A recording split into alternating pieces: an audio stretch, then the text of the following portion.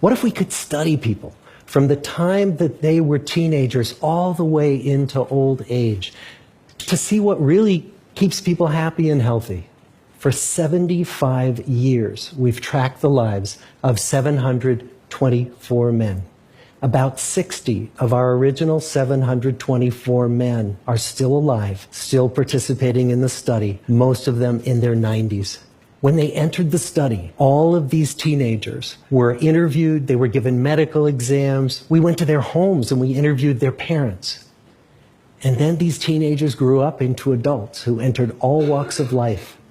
They became factory workers and lawyers and bricklayers and doctors, one president of the United States.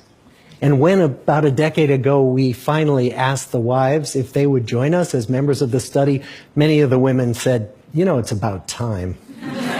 So what have we learned?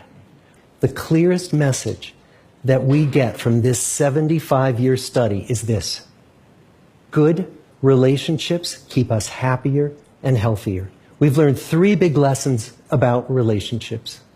The first is that social connections are really good for us and that loneliness kills. It turns out that people who are more socially connected to family, to friends, to community are happier, they're physically healthier, and they live longer than people who are less well connected. And the sad fact is that at any given time, more than 1 in 5 Americans will report that they're lonely.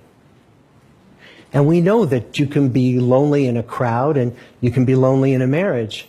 So the second big lesson that we learned is that it's not just the number of friends you have, and it's not whether or not you're in a committed relationship, but it's the quality of your close relationships that matters. It turns out that living in the midst of conflict is really bad for our health. High conflict marriages, for example, without much affection, turn out to be very bad for our health, perhaps worse than getting divorced. And living in the midst of good, warm relationships is protective. And the third big lesson that we learn is that good relationships don't just protect our bodies, they protect our brains. It turns out that being in a securely attached relationship to another person in your 80s is protective. That the people who are in relationships where they really feel they can count on the other person in times of need, those people's memories stay sharper longer.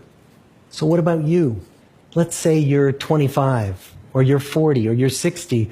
What might leaning into relationships even look like?